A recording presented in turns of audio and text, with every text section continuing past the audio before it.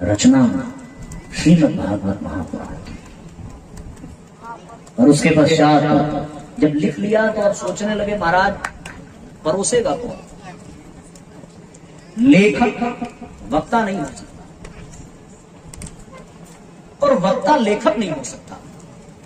कोई विरले ही होंगे जिसमें दोनों कलाएं विद्यमान हो। देखो, लिखने में और वक्ता बनने में बहुत अंतर है। लेखक के पास एक बड़ी सुविधा है, यदि कुछ गलत लिख गया तो मिटा करके ठीक कर देगा। वक्ता के पास ये सुविधा नहीं है। वक्ता लेखक से भी महान होना चाहिए, क्योंकि उसके पास ये अवसर ही नहीं है। कुछ बोल गया तो फिर कितना भी माफी मांगते रहो महाराज, अब तो निकल गया। शब्द बाण है, निकला तो फिर गया, लगेगा जरूर, कितना भी माफी मांगो। वक्ता के पास ये सुविधा नहीं है। लेखक के पास सोचने का समय है, वक्ता के पास समय नहीं होता।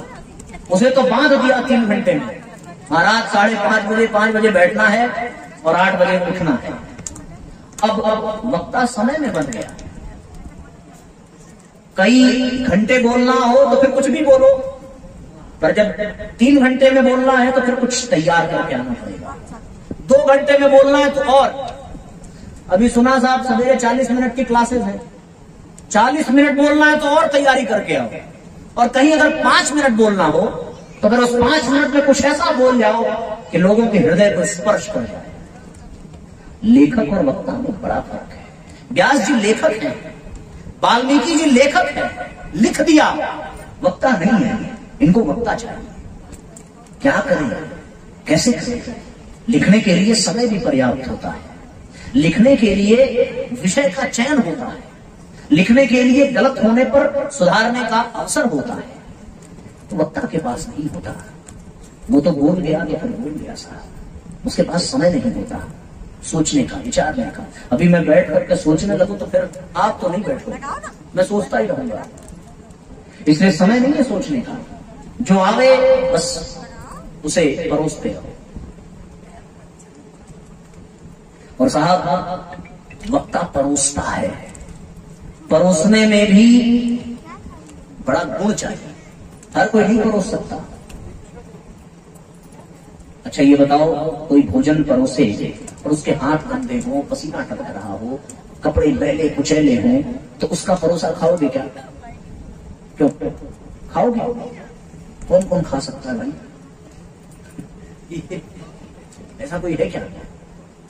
परोसने वाला स्वच्छ होना चाहिए, स्वच्छ, स्वस्थ होना चाहिए। स्वस्थ नहीं होगा तो परोस नहीं पाएगा।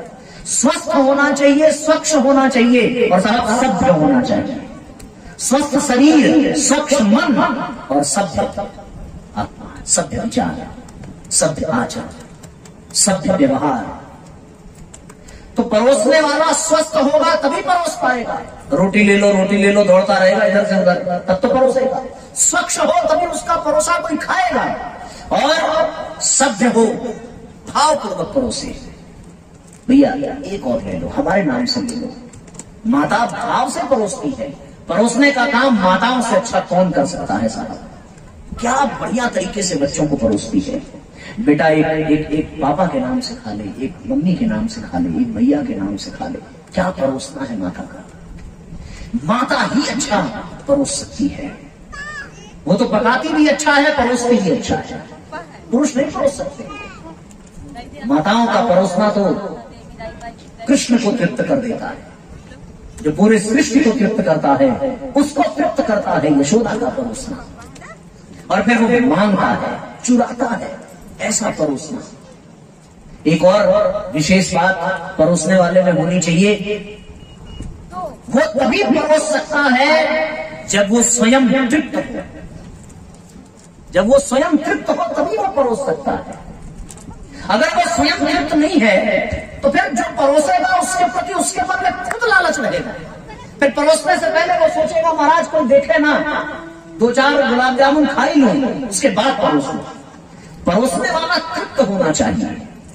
तो वक्ता परोसता है और आप लोग परोसने में बड़ी असुविधा पैदा करते हो, क्योंकि आधे यहां खा रहे हैं, आधे वहां खा रहे हैं, एक चांदपुर में है, एक पूंछी में है, पूंछी वाले उधर है, चांदपुर वाले आगे है, एक उमरिया वाले उधर।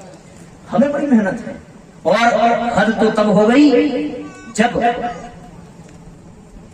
उत्तराखंड इधर बैठा है, बद्रीनाथ इधर बैठा, तो परोसने के लिए उसको सुविधा तब होगी जब एक पंक्ति में बैठे और परोसता चला जाए।